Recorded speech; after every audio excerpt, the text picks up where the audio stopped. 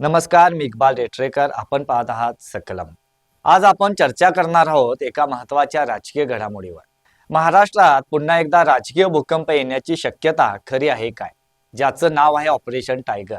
उपमुख्यमंत्री एकनाथ शिंदे यांनी उद्धव ठाकरे गटातील 8 खासदारांना फोडण्यासाठी गुप्त बैठक घेतल्याची धक्कादायक बातमी समोर आली आहे. यावर आज सविस्तर आणि दोन्ही बाजूंच्या प्रतिक्रियांसह जाणून घेऊया. शेवटी आपण एकत्र ठरवू, हे खरे आहे की फक्त मोठी अफवा. 11 एप्रिल 2026 रोजी महाराष्ट्राच्या राजकारणात पुन्हा एकदा ऑपरेशन टायगरची चर्चा तापली गेली. मात्र केवळ चर्चा म्हणजे हा प्रश्न इथे संपला असं नाही. सूत्रांच्या म्हणण्यानुसार उपमुख्यमंत्री एकनाथ शिंदे यांनी उद्धव ठाकरे गटातील 8 खासदारांना आपल्या गटात आणण्यासाठी मोठा डाव टाकला आहे. या ऑपरेशनला टायगर हे नाव देण्यात आलं होतं आणि त्याची सुरुवात ठाण्यात झालेल्या अत्यंत गुप्त बैठकीतून झाली असल्याचं सांगितलं जातंय. ठाण्यात झालेली एक कथित गुप्त बैठक. माध्यमातील चर्चेनुसार ही बैठक ठाण्यातील पोल्टास परिसरातील एका न्यूट्रल ठिकाणी बुधवारी रात्री पार पडली. या बैठकीत उपमुख्यमंत्री एकनाथ शिंदे यांच्या सोबत त्यांचे पुत्र खासदार श्रीकांत शिंदेही उपस्थित होते. 6 खासदार प्रत्यक्ष उपस्थित होते तर 2 खासदार व्हिडिओ कॉलद्वारे जोडले गेले होते. बैठकीनंतर एकनाथ शिंदे तातडीनं सातारा जिल्ह्यातील आपल्या मूळ गावी म्हणजे दरेगावी रवाना झाले. सूत्रांच्या माहितीनुसार उद्धव ठाकरे शिवसेनेचे खासदार या बैठकीत सहभागी असल्याचा दावा केला जातोय. खासदार नागेश पाटील, भाऊसाहेब वाकचौरे, राजाभाऊ वाजे, संजय जाधव आणि ओमराजे निंबाळकर व्हिडिओ कॉलद्वारे तर संजय दिना पाटील, संजय देशमुख उपस्थित असल्याचे सांगितले जाते. काही वृत्तात अरविंद सावंत यांचेही नाव आले आहे, मात्र त्यांनी नकार दिलाय. या खासदारांनी शिंदे गटात प्रवेश करण्याची तयारी दर्शवल्याचंही बोललं जाते. जर हे 8 खासदार खरोखर फुटले तर उद्धव ठाकरे गटाचे संसदेत आणि राज्यात अस्तित्व धोक्यात येईल. यापूर्वी 2022 मध्ये शिंदे यांनी 40 आमदारासह शिवसेना पक्ष फोडला होता. आता खासदारांवर डाव असल्याचे चित्र आहे. उद्धव ठाकरे गटाने या सर्व चर्चा फेटाळल्या आहेत. खासदार अरविंद सावंत यांनी पत्रकार परिषद घेत स्पष्ट केलं की मला उभा चिरला तरी मातोश्रीशी प्रतारणा होणार नाही. उद्धव ठाकरेंना सोडणार नाही, विकली जाणारी औलाद नाही.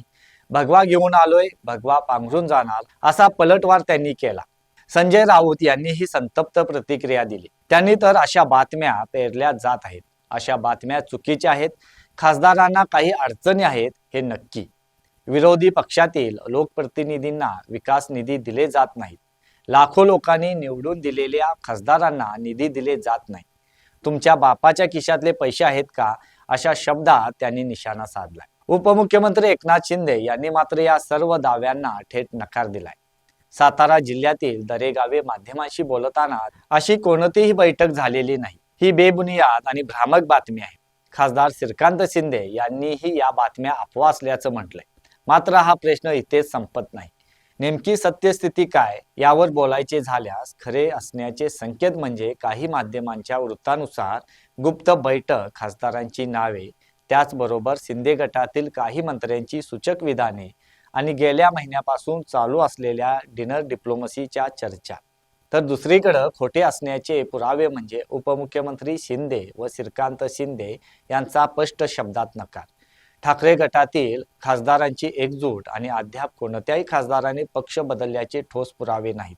उपमुख्यमंत्री एकनाथ शिंदे यांनी खरंच ऑपरेशन टायगरची आखणी केली असावी आणि त्यांच्या युतीतील मित्रांनीच ही बातमी मुद्दाम लीक केली असावी, जेणेकरून टायगर ऑपरेशनमुळे एकनाथ शिंदे यांचे पंतप्रधान नरेंद्र मोदी आणि केंद्रीय गृहमंत्री अमित शहा यांच्यापुढे राजकीय वजन वाढणार आहे. केंद्रस्थ नेतृत्वाला आमदारांची संख्या किती यात रस नसतो. काठावरच्या बहुमतात खासदारांची संख्या ज्या घटक पक्षाची जास्त, त्यांचे केंद्रात आणि राज्यात वजन हाच फंडा असल्याचे दिसून येते.